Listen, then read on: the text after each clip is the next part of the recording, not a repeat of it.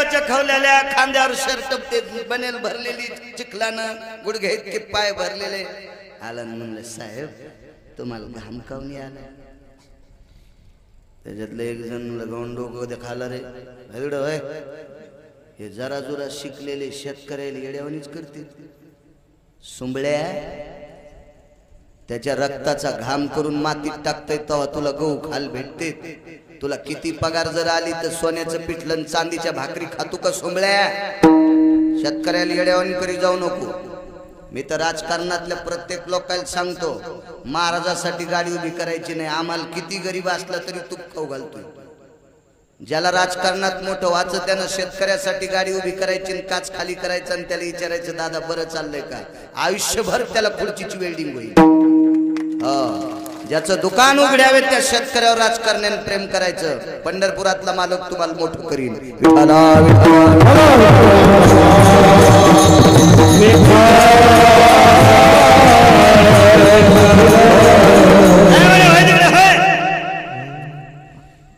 पुन्हा जांभळी खाली गेलं ते पुन्हा शेतकरी आलं म्हणलं दादा माझ्यावर रागाव नका तुमचं काय चुकलंय मला सांग आमची चूक काढतो कशाला तुमची चूक काढू पण तुम्हाला घाम आला याच्यामुळे विचारायला लागलो त्याच्यातलं एक जण जरा सात्विक होतं त्याला नाद नव्हता पण संचयमुळे पेलती लय बैल दुसऱ्या बैलाचं ऐकून चराट खाते आमच्या इथे एक बंदुक्या नावाचा बैल होता त्याचं नाव बंदुक्या आणि दुसऱ्याचं नाव पिस्तोल आहे तर बंदुक्याला चराट खाचे नाद होता त्या बंदुक्यात चराट खाचा चराट दावच म्हणतात ना तुमच्याकडे दाव खाचा आणि शेजाऱ्याची मक्का खाऊन यायचं ते म्हातारं तापूनच यायचं हे महाराज बैल सांभाळता येत नसले तर फोकणं म्हणे इकणं भाषाच आमची मराठवाड्यात फोकणं तू या बैला बाजारात नेऊन गड्याला म्हणला आपला बंदुक्या गेलता गड्यानं लाल होस तर बैल आणला बंदुक्या लय हुशार पिस्तोल्या हसू लागला कसा मार खाल्लास म्हणे तो बंदुक्यानं दुसऱ्या दिवशी आधी पिस्तोल्याचं चराट खाल्लं आणि मग त्याचं खाल्लं पिस्तोल्या बी मका खाल्ल्याला तसे लय बैल बैलाच्या नादानं कोणीकडे जाते मला असं वाटतं काही बैलांनी नादी लागलं नाही पाहिजे आणि तुम्ही याला बी टाळ्या वाजवायला विठाला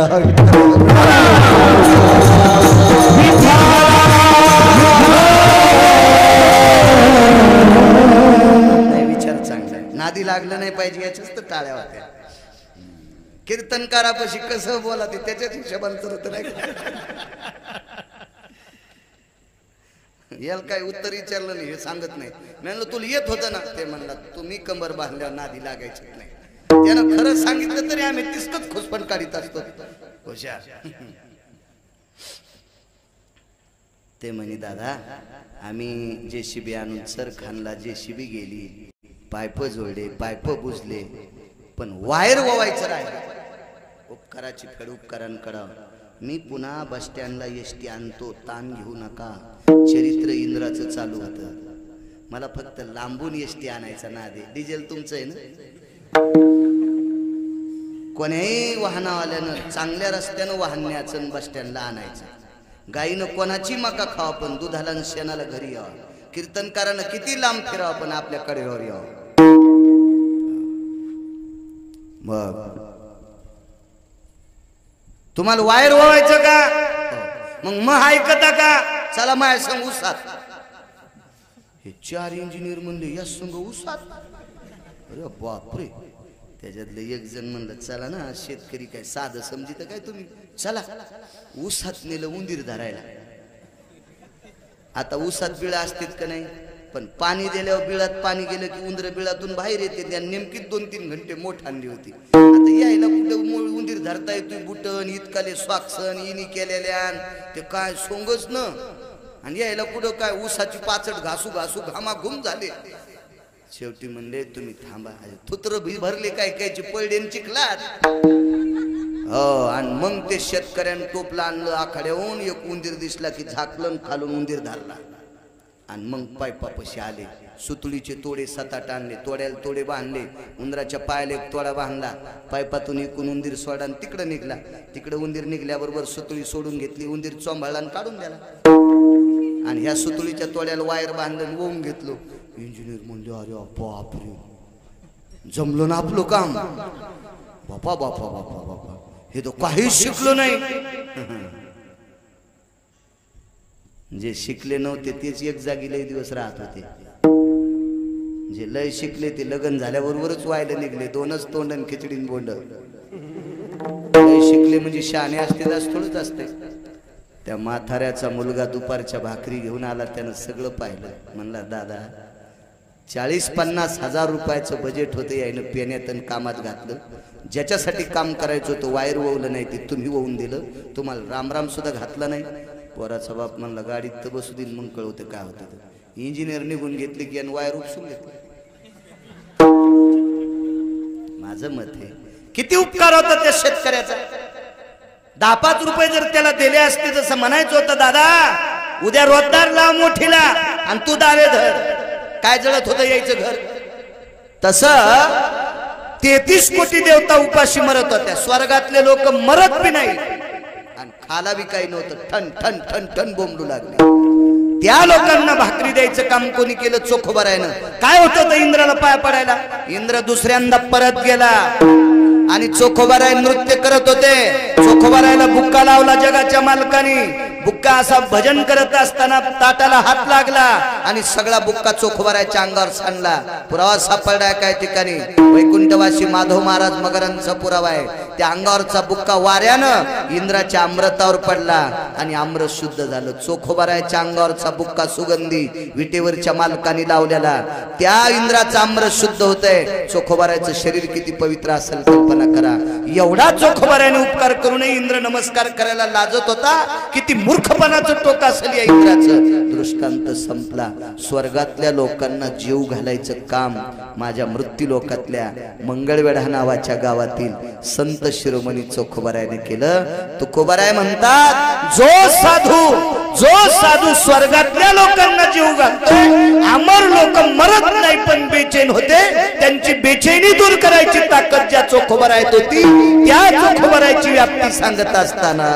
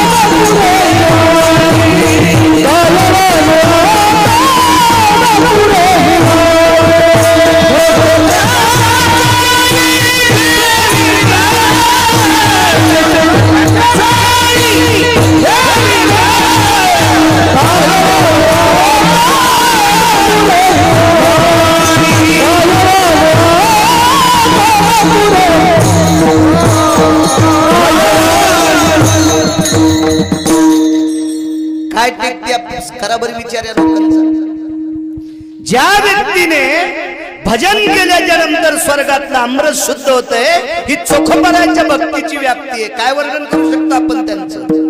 म्हणून मस्तक चरणी ठेवी तसे तुकोबाराय म्हणतात या संतांच्या पायावर फक्त मस्तकच ठेव वाटते, इतकी व्याप्ती यांची. एवढं टोक या संतांचं.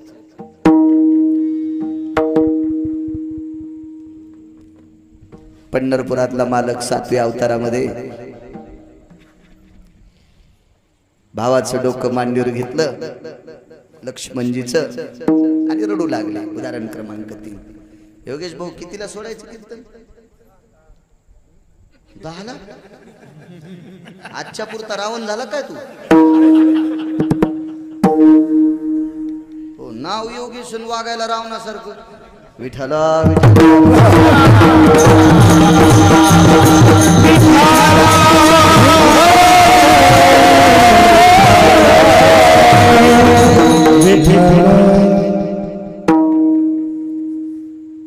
लक्ष्मणजीचं डोकं मांडीवर घेतलं. माझा विटेवरचा मालक रडत होता.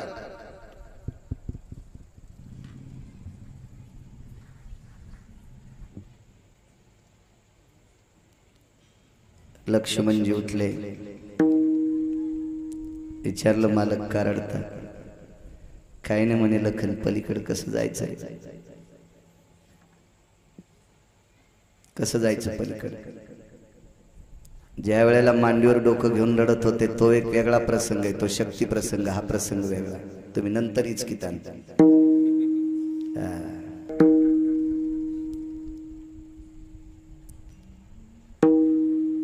मालक का रडता? पलीकडे कसं जायचं?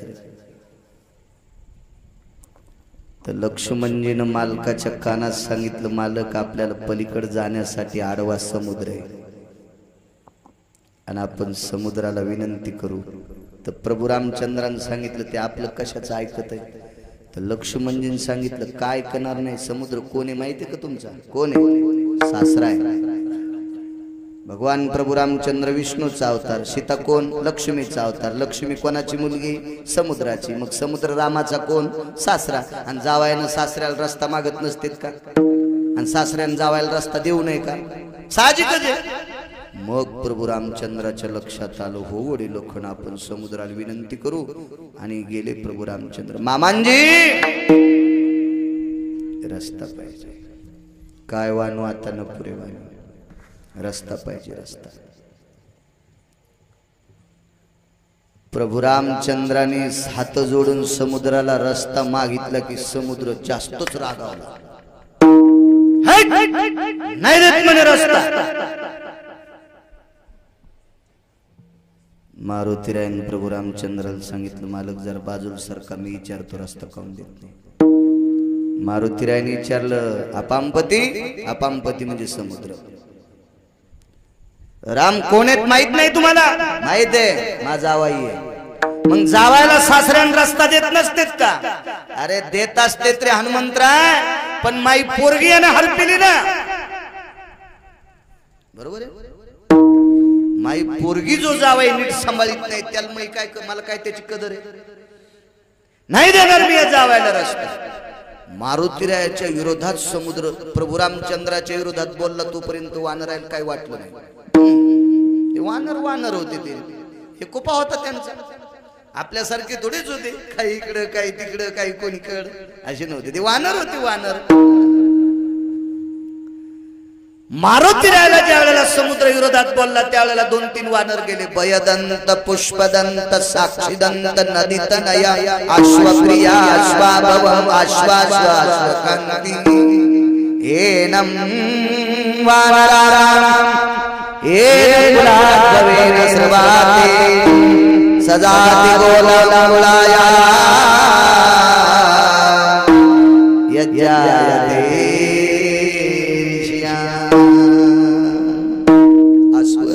गोलांगुळ. वानर हे सगळे खळवळले. त्याच्यातले मुख्य 24 वानर पुढे गेले. त्याच्यातला मेन होता पुष्पदंत. आणि पुष्पदंताने सांगितलं, पवनसुता काय समुद्राला पाणी लावता तुम्ही? काय वानू आता न पुरे वाणी. साधूची ताकद किती मोठी आहे. मारुतीरायन पुष्पदंताला सांगितलं, येड्या आपलं याच्या संग काम आहे, याच्या विरोधात कशाला बोलायचं बापू? मतदान होस तर विरोधात जाता येत नसत. आपलं काम आहे समुद्रासोबत राजा. ठीक आहे म्हणे. अरे पण ते ऐकत नाही समुद्र. मारुतीरायन सांगितलं, तुला राजकारण कळतं का? राजकारणामध्ये क्रोध आवरावा लागतो. आणि महाराज राजकारण ऐकून एक गुण घेतला पाहिजे. इतका सद्गुण आहे राजकारण्याकडं.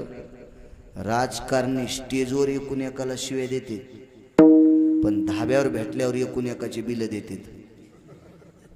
हे राजकारणी लोकांचा सद्गुण आहे. आमचे लोक स्टेजवर चोंबाळीत काय महाराजांचा गोड पकवाद होता आणि कीर्तन झाल्यावर गाडीत बसले येडगेळ होतं पकवादे. हे अशा इचकित्यात आमच्या जाती. हा राजकारणी स्टेजवर काही बोलतील पण एकांतात सारे गहू एकच. यांच्याकडचा हा सद्गुण घेतला पाहिजे लोकांकडून. मारुतीरांनी सांगितलं तुला कळतं का राजकारण? अरे ज्याच्या आपल्याशी आपल्याला ज्याच्याशी काम आहे त्याच्या विरोधात काय बोलायचं? पुष्पदंत म्हणला इकडे ना काय काम करते, मालकाचं काम नाही केलं, आपलं काम नाही केलं, हे कोणाचं ऐकतं का? काय याला चोंभाळायचं? मारुतीराय म्हणले आपल्याला पलीकडे जायचंय त्याच्यामुळं तू तर एकटा गेलता, मला एकट्याला जाता येतं पण तुम्ही माझ्या हाताला लोम कळत नाही, गुरुसेवा नको म्हणता ना तुम्ही. आणि प्रभू रामचंद्राला राम लक्ष्मणजीला नेऊन फायदा आहे का? ते ऐकत नाही रावण्या. ह्या दोघांना नेऊन काय करायचं तिथं? तुम्ही आले पाहिजे ना, मग याच्याकरता यानं रस्ता द्यायला पाहिजे ना. तर त्या पुष्पदंतानी 2 वानर बोलून घेतले. त्या वानरांची नावं मी आसारामला सांग म्हणल्यावर सांगायची. त्या 2 वानरायला बोलून घेतलं आणि पुष्पदंतानं सांगितलं सांगा रे मारुती राहायला. ते 2 जण म्हणले पण सुद्धा या हलकट समुद्राच्या पाया पडायचं नाही. बापरे, समुद्राची ताकद किती मोठी माहिती आहे? एका समुद्राचं स्नान झालं की 350 गंगेची आंघोळी केल्याचं पुण्य आपल्यासाठी. पण ते वानर 2 जण म्हणले पण सुद्धा हे अहंकारानं फुगलेला आहे समुद्र, याच्याकडे विवेकाचं टोक संपलंय, हे अत्यंत क्रोधी आहे, निर्बुद्ध आहे, याला तुझ्यासारख्या संन्याशाने विनंती करीत नाहीत. येडेत का काय रे? पलीकड आम्ही 2 याच्या मुसक्या आवळीत होत. आम्ही 2 या समुद्राच्या मुसक्या आवळीत होत. कोण होते रे 2? तुका म्हणे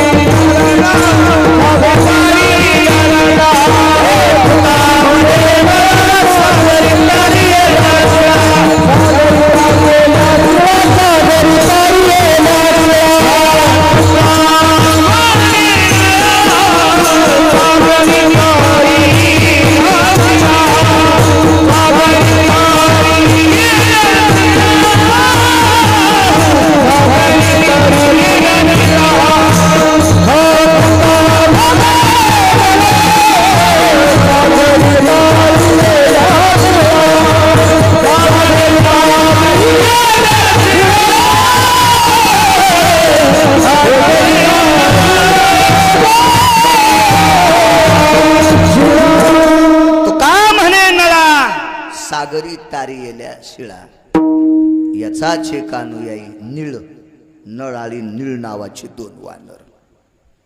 या दोघांनी सांगितलं समुद्राच्या मुसक्या आवळू. कशा आवळीतान? थांब न म्हणे. 2 दगड आणले दोघांनी उचलून. ते दगड पाण्यावर टेकल्याबरोबर दगड तरंगत होते. आपण किती प्रयत्न केल्यावर जिवंत दगड नीट वागन? कीर्तनाला दम नाही, रामायणाला दम नाही, भागवताला दम नाही, प्रवचनाला दम नाही, सप्त्याला दम नाही. गुण किती लोकायला?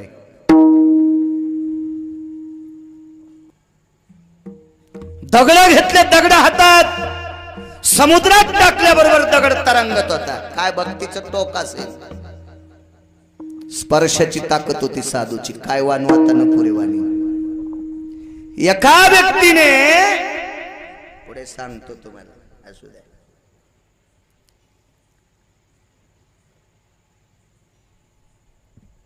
मृत्यू पावल्याच्या नंतर त्या व्यक्तीचा अंत्यविधी केला.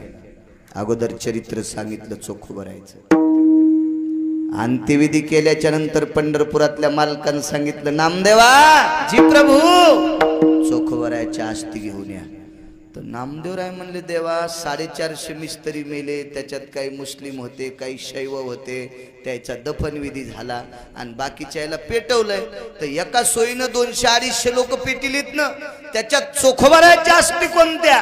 तर विटेवरच्या मालकानं सांगितलं जे हाड कानाला लावल्याच्या नंतर विठ्ठल म्हणतोय ते चोखोबारायचं. सांगा बरं असा एखादा माणूस पाहिला का तुम्ही ज्याच्या मातीला सावडायला गेल्यावर त्याच्या हाडन राखून विठ्ठल म्हणते का? काय ताकद असेल, काय वाण वातानं पुरे वाणी.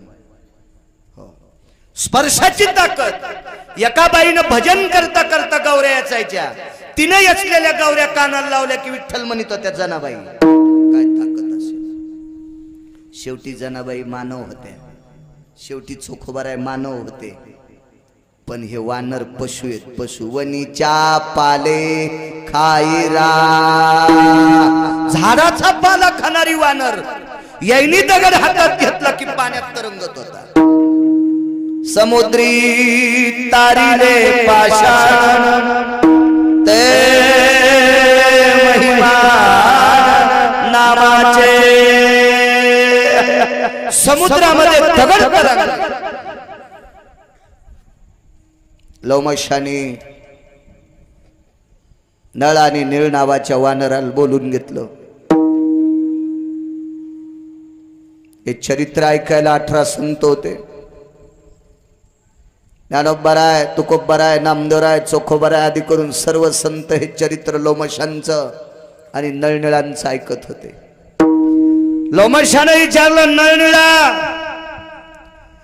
18 पद्म वानर, 72 कोटी रीत, 56 कोटी गोलांगूळ, याच्यापैकी तुम्ही 2 लोकांनी दगड टाकले की पाण्यात तरंगतेत. ही कुठून ताकद आली तुमच्यात? नळानं सांगितलं, लोमश गुरुदेव, आमचा सर्वांचा मुखिया साधुये हनुमंत आणि त्या मारुतीराय प्रभास क्षत्राच्या ठिकाणी स्नान करायचे समुद्रावर. प्रभास क्षत्राच्या ठिकाणी मारुतीराय स्नान करायचे. मारुतीरायने स्नान केलं की भक्तीचे तरंग समुद्रावर तरंगायचे. पण समुद्र अहंकारानं फुगलेला होता, म्हणून समुद्राला भक्तीचे तरंग डोक्यावर घेता आले नाही. खाली दाबावत भक्तीच्या डोक्यावर पाय द्यायची ताकद समुद्रात नव्हती, म्हणून तरंग लाटाच्या लहरीनं पुढं पुढं जात होते. लोमशाला नळ आणि नीळ नावाचे 2 वानर चरित्र सांगत होते. गुरुदेव, महर्षी लोमश महाराज, माझे मारुतीराय प्रभास क्षत्राला स्नान करत असताना भक्तीचे तरंग सागरावर तरंगायचे. आम्ही प्रभा क्षत्राच्या खाली उताराला स्नान करायचो. भक्तीचे तरंग वाहत वाहत वाहत यायचे आणि आम्ही स्नान करत असताना भक्तीचे तरंग आमच्या अंगावर पडायचे. लोमश गुरुदेव, ते भक्तीचे तरंग मारुतीरायाचे आमच्या अंगावर झेलल्याच्या नंतर त्या भक्तीच्या तरंगानं शरीर इतकं भक्तिमय झालं, इतकं नाममय झालं की जड असणाऱ्या पाषाणाला आम्ही स्पर्श केल्याच्या नंतर तो सुद्धा पाण्यात तरंगत होता. 100 योजनाचा सेतू बांधला. 100 योजन म्हणजे योगेश 1200 किलोमीटर. 4 कोसाचा 1 योजन आणि 3 किलोमीटरचा 1 कोस. 4 त्रिक 12, 12 गुणिले 100, 1200 किलोमीटर लांबीचा आणि 13.5 चौंग्या रुंदीचा सेतू बांधला. माझे तुकोबराय विचार करतात, माणसं माणसांना भक्तीला लावू शकत नाहीत. एखाद्या महाराजांनी जर माळ घातली आणि वाढदिवसाला त्याचा मित्र भेटला तर ते काढून टाकीतो. म्हणजे माणसं माणसाला भक्तीच्या यादीत आणू शकत नाहीत. तुकोबराय येडे नव्हते. मारुतीराय काय भक्तीच्या त्या वाटान मज दावाव्या सुभटा. भक्तीची वाट तुकोबराय म्हणतात, मारुतीराय रानातल्या पाला खाणार वानरावर तुम्ही एवढे भक्तीचे कोंब मिरवले, एवढे भक्तीचे सूत्र त्यांना जिरवले, एवढे भक्तीचे सूत्र त्यांना शिकवले, एवढे भक्तीचे मेरू त्यांना करून ठेवलं, एवढे भक्तीचे मर्मध्य तुम्ही वानर केले की ज्यांनी हातात दगड घेतल्याच्या नंतर पाषाण ते दगड समुद्रात तरंगत होता. या भक्तीच्या टोकाच्या असणाऱ्या नळ आणि नीळ नावाच्या वानरात इतकी ताकद आहे. तर यांच्यावर कृपा करणारा, यांना भक्तीचे पाढे शिकवणारे मारुतीराय साधू किती अधिकारी असतील. अशा मारुतीरायाची काय काय काय किती वर्णन करू.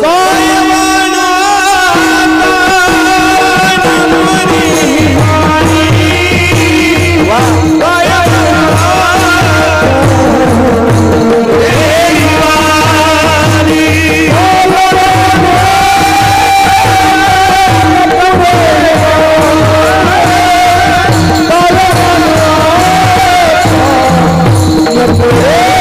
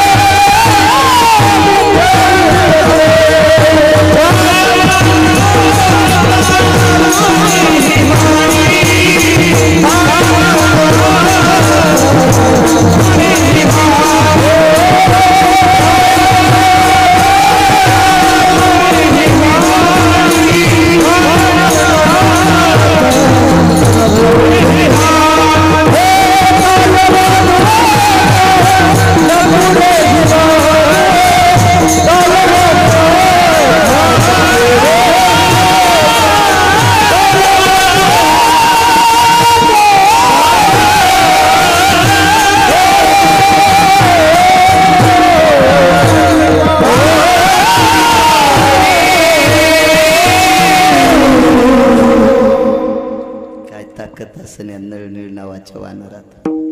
तुकोबराय म्हणतात मी काय वर्णन करू.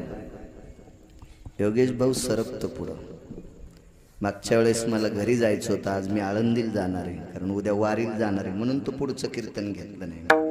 मला पुढचं देत होता योगेश भाऊ, पण परवा वारी आहे पंढरपूरची, म्हणून म्हणलं आजचं करतो. आनंद आश्रमात एक साधू होता. तुकोबराय म्हणतात माझी वाणी पुरत नाही. त्या आनंद आश्रमातल्या साधूचं नाव होतं काशीतल्या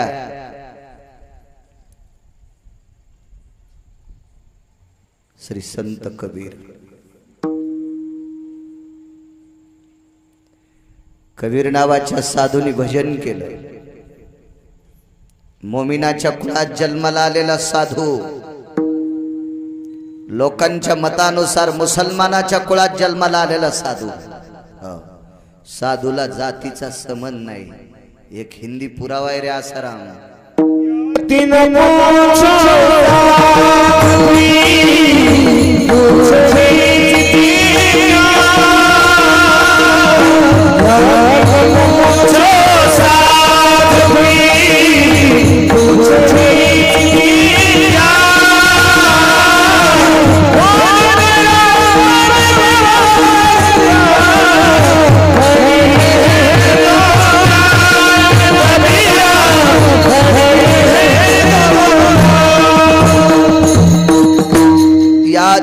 पूछो साधु की पूछ लीजिए ज्ञान,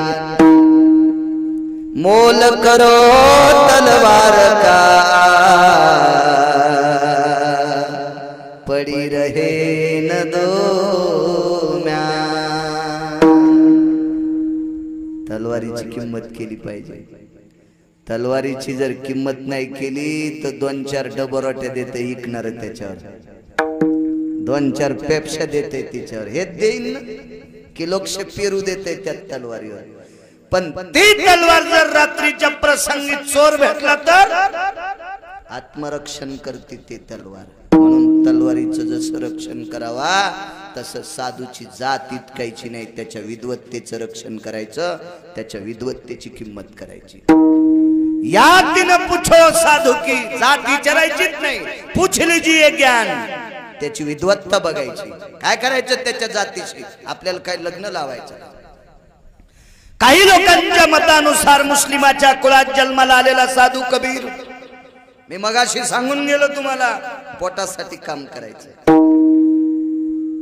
लग्न केलं एका सुमळ्याने, लेकरं झाले 2-3.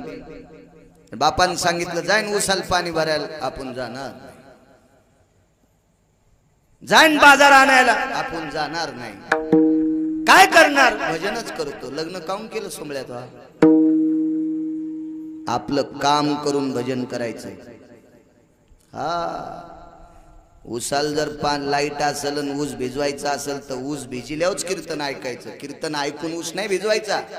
लाईट जर 2 तास असेल तर आधी उसाल पाणी द्यायचं मग कीर्तनात यायचं.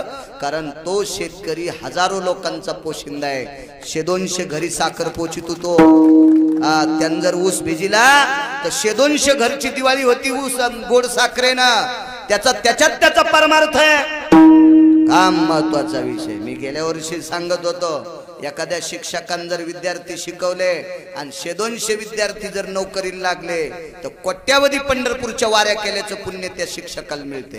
हा विद्यार्थी शिकीन बसला टाळ वाजीत, सोंबळायस का काय? तो तुला शासन पगार देते विद्यार्थ्याला शिकवण्याचं. शिके विद्यार्थी या देशातले तारे, या देशातले तारे घडव. तुला कोट्यावधी कीर्तन ऐकल्याचं पुण्य प्राप्त. कर्तव्यात परमार्थ आहे, हो कामात परमार्थ आहे.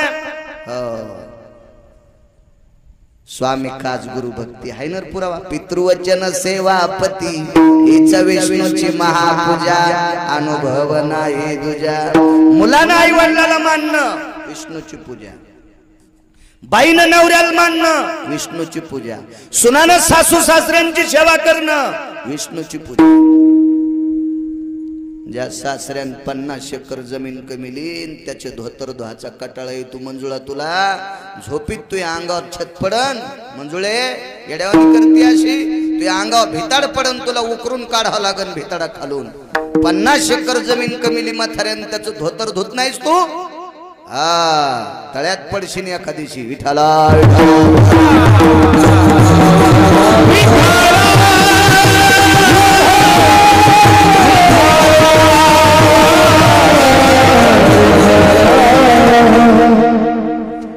पोटासाठी धंदा कबीराचा होता, कपडे इनायचे.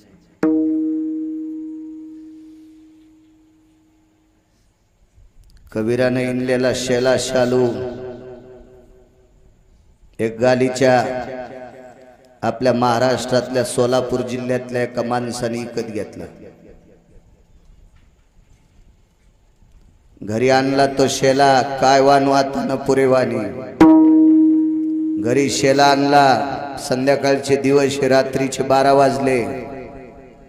संध्याकाळची रात्र, संध्याकाळचा वेळ आहे, दिवस चुकीचा शब्द गेला. रात्रीचा प्रसंग आहे. रात्रीच्या मध्यरात्री थोडस ढगाळ वातावरण झालं. बाहेर टाकलेल्या बाजा घरात आणल्या.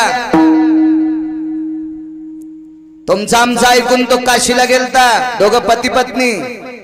बायकोला शेला आवडला, घेतला इकत. भरपूर पैसे बी दिले नव्हते. ते वारकरी होते ऐकणार. इतकेच येत म्हणे आमच्याकडे, घेऊन जा म्हणे, महाराष्ट्रात चाललाय. कबीरानं सांगितलं तुम्ही महाराष्ट्रातली माणसं खूप मोठे आहात राजे हो. तुमच्या महाराष्ट्रातल्या एका साधूच्या हातानं देव दूध पितो बापा. तुम्ही त्या महाराष्ट्रातून आलात, अर्धेच पैसे दान शेला घेऊन जा. काशीतल्या लोकांना साधूंना महाराष्ट्राची किंमत कळत होती. या महाराष्ट्रात जाजा साधू जन्माला आला की त्या साधूनं देवाला दूध पाजलं, मंदिर फिरिलं रे.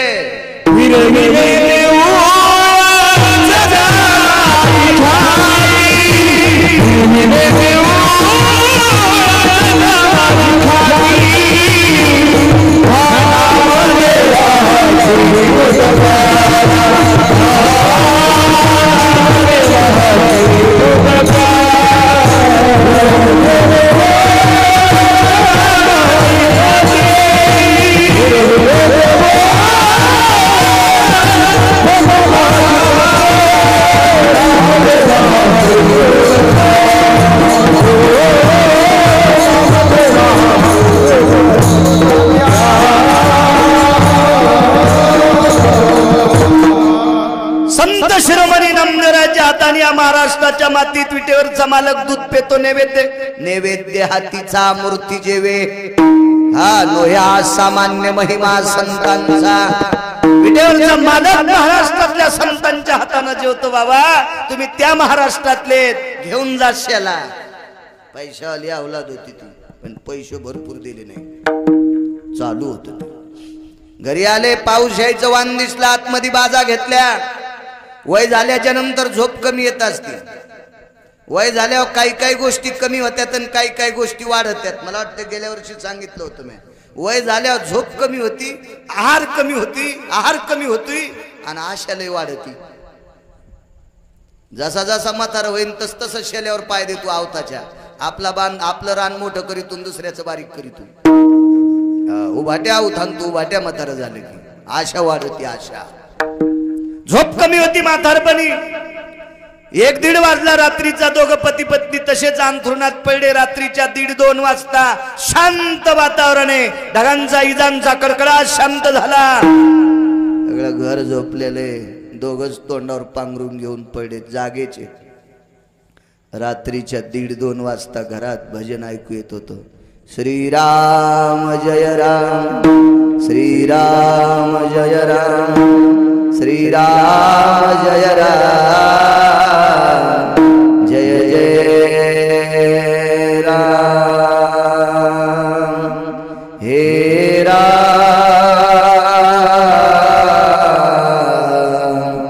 श्री राम.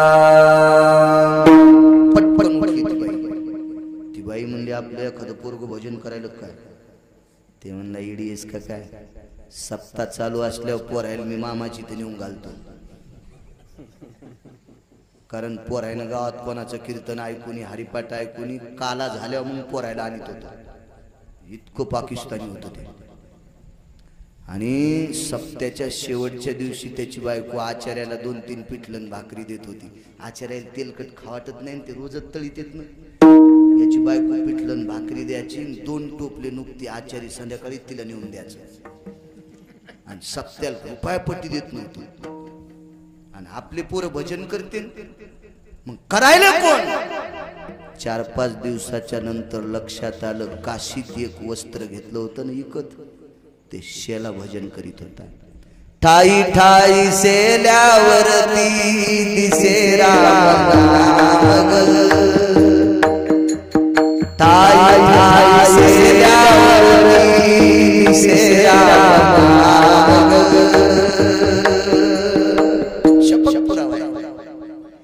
तो कबीराला इंदेला शेला, त्या धाग्या धाग्यातून राम राम राम राम असा ध्वनी निघत होता.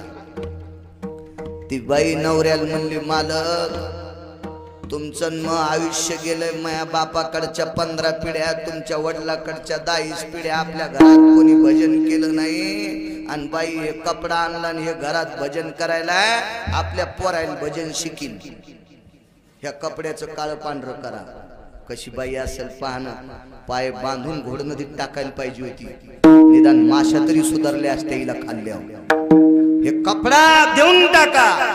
पंढरपुराला जायचं नव्हतं, पण पंढरपूरला गेलं आणि पंढरपूरला एका श्रीमंत माणसाला फुकटच शेला देऊन टाकला. तर ज्याला शेला द्याला ते बी किती पापी होतं सांगू. त्यानं 35 वर्ष शेला पाय पुसणं म्हणून वापरला. 35 वर्ष काय वानू आता न पुरे वानू. 35 वर्षाच्या नंतर एक दसरा आला. वर्षाला येत असतो, पण त्या दसऱ्यातला दसरा काढायला 2 बायका कामाला लावल्या. एक बाई होती गोनाबाई आणि एक बाई होती जनाबाई. ज्या बाईच्या पोटी असं पोरग जन्माला आलं की त्या मुलाच्या हाताने विटेवरची मूर्ती जेवत होती नामदेवरायची आई. त्या बाईला असा नातू जन्माला आला. त्या नातवाचं नाव नारायण होतं. जन्माला आल्यावर लहानपणी जनाबाईच्या हातात मांडीवर दिला. तर जनाबाईंनी सांगितलं, नामदेवा याचं नाव नारायण ठेवा. झाल्या झाल्या जिबेच्या शेंड्या नारायण नारायण म्हणत होतं. अशा नातवाची आजी होती ती. ती का नस वाढणारी होती, का दुसऱ्याच्या कोठ्यातलं शेण चोरणारी बाई होती, का दुसऱ्याच्या सुनायला लावून देणारी बाई होती? नाही नाही नाही, गोनाबाई दामू शेट्टींची पत्नी. हो, आणि ती बाई दसरा काढायला पोट विचित्र असतं राजो. विचित्र विचित्र विचित्र हे पोट असतं. आणि या पोटाची खळगी भरण्यासाठी, काम करायला, दसरा काढण्यासाठी साध्वी गोनाबाई साध्वी जनाबाई 4-5 दिवस दसरा काढला. काय दिल तर दसरा काढण्याच्या बदल्यात एका वर्षी गोनाबाईनं तिळ मागितले होते. कशा करता तिळ? कारण दसरा झाल्यावर दिवाळी येत असती आणि दिवाळीला उठणं करीत असते. आणि उठणं केल्याच्या नंतर आंघोळीला पंढरपुरातला मालक बोलवायचा होता. म्हणून 5 दिवस दसरा काढला. आणि 5 दिवसाच्या दसऱ्यामध्ये निठोभर तिळ मागितले. त्याचं उठणं विटेवरच्या मालकाला केलं. आणि नामदेवरायला सांगितलं, नामा आज विटेवरचा मालक आपल्या इथं आंघोळीला घेऊन ये ना. नामा रावळाशी गेला. मालकाला सांगितलं, मालक आंघोळीला घरी यावं लागतंय. आला जगाचं बाप, आपल्याला शेल्याचं सांगायचं. आठवलं म्हणून मधलं सांगत होतं. 5व्या दिवशी धुणं धुतलं, धुणं वाळत घातलं. ते पाय पुसणं पण त्या श्रीमंतबाईनं धुवाल दिल तर चंद्रभागेत. लवकर जाड जाड धुणं लवकर धुतलं, वाळू घातलं. आणि ते ऊन जे असतं ना, दसऱ्यातलं ऊन म्हणजे विश्वामित्राचा उन्हाळा. हस्त नक्षत्र म्हणजे विश्वामित्राचा उन्हाळा असतो. कडक ऊन असतं ते. आणि ती उन्हानं वाळू तापलीन, कपडे वाळले, काही कपडे वाळू लागले. पोटात काही नव्हतं. झाडाच्या सावलीला जनाबाईनं अंग टाकलं. पण उशाला एक शेला घेतला. तो शेला तो 35 वर्ष तुडिलेला होता. तो शेला उशाल घेतला आणि जनाबाईला झोप लागली. झोप लागल्याच्या नंतर जिकून डोकं शेल्यावर दिलंय, त्या कानामध्ये रामनामाचा ध्वनी ऐकू येत होता. खडबडून उठले. आई साहेब, आई साहेब, काय जण आहे? रडते कशा करता? आई साहेब हे कपडा भजन म्हणायला. तो गोनाबाई म्हणल्या जना वेडी झालीस का काय तू? अगं माणसाला हे शरीर भजना करता दिले, देवे दिला दे भजना गोमटा. अरे भजनासाठी शरीर दिलं, जना माणसं भजन करीनत आणि कपडा कसा भजन करीन? हे तर पाय पुसणं होता श्रीमंताच्या घरी पाय पुसायला. जनाबाई म्हणले आई साहेब मी देवाला एखाद्या वेळेस खोटं बोलन, पण तुम्हाला नाही खोटं बोलणार, कारण सांभाळलं होतं ते. गोनाबाईनं शेला कानाला लावल्या बरोबर राम राम विठ्ठल श्रीराम जय राम म्हणत होता. गोनाबाई म्हणल्या जना अचानक काम संपलं, त्या मागायचं काय? एकच मागू, काही नाही दिलं तरी हरकत नाही, पण एवढा कपडा देऊन टाका म्हणून भजन म्हणणार. काम संपलं, जेवारीचं गठुडं दारात टेकलं, जनाबाई निघत नाही. पुन्हा द्यायची का ग जेवारी? माय दिलेली वापस घ्या, पण मी मागते ते. काय पाहिजे तुला? त्या कपड्याच्या वरी एक वाळल्याला घडी केलेला कपडा आहे, तेवढा आम्हाला देऊन टाका. तिने हातात घेतला आणि पायानंच फेकला पलीकडे. घेऊन जाय, फाटका तो होता ते तिच्या दृष्टीनं, पण जनाबाईच्या दृष्टीनं तो शेला साधा नव्हता. घरी नेला आणि गोनाबाईला सांगितलं आई साहेब पंढरपुरातला मालक रोज संध्याकाळी माझ्यासोबत दळू लागतो, ते खाली बसतोय, आजपासून त्याला बसायला हा शेला टाकते, याच्यावर बसून दळीत जाईल. शेलाच टाकला. त्या शेल्यावर भगवान बसले. बसत असताना देव चळचळ कापत होता, याच्यावर कसं बसू याच्यावर. शेल्यावर बसले, दळण आटपलं, सगळ्या लोकांच्या ताटातलं देवाला वाढलं, जनाबाईला खाऊ घातलं, देवाने खाल्लं आणि देव निघत असताना पितांबराची दशी धरली. देवाने विचारलं जना कधीच पितांबर पकडीत नाही, आज का पकड? आज विचारायचंय देवा काय? हा शेला भजन करतोय, कोणी इनला देवा, कोणी इनला? तर पंढरपुरातल्या मालकाची वाणी बंद झाली, याचा अर्थ त्याला बोलता येत नव्हतं, डोळ्यातून येत नाही इतकं पाणी येत होतं. जनाबाईच्या हाताला स्पर्श केला, सांगितलं जना हा आनंद आश्रमातल्या काशीतल्या एका वारकऱ्याने हिंडला, त्याचं नाव आहे कबीर. कबीर नाव आहे त्याचं, कबीर कबीर कबीर कबीर.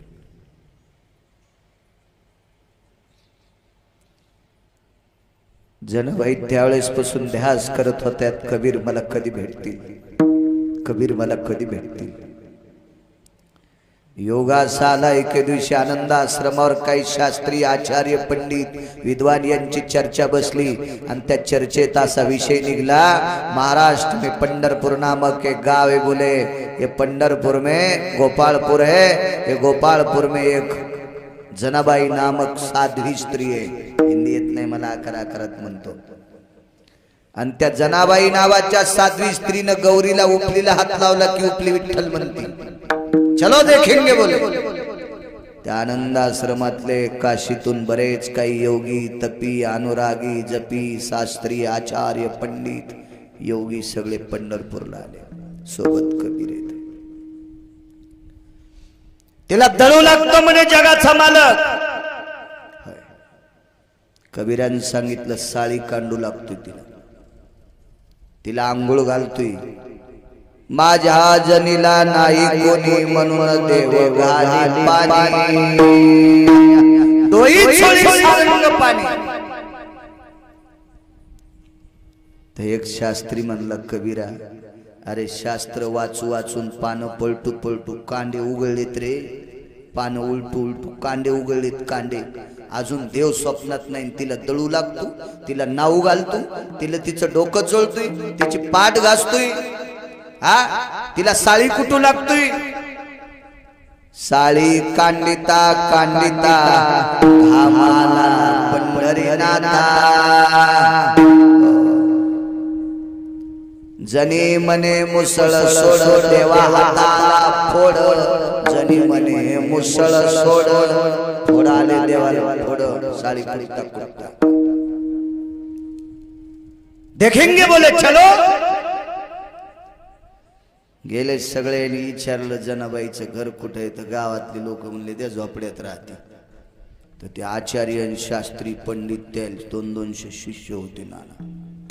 काही शास्त्रीचा धोत्राचा घोळ धरायला 50-50 विद्यार्थी, धोतर खाली मळून म्हणून शास्त्रीचे धोत्र धरायला.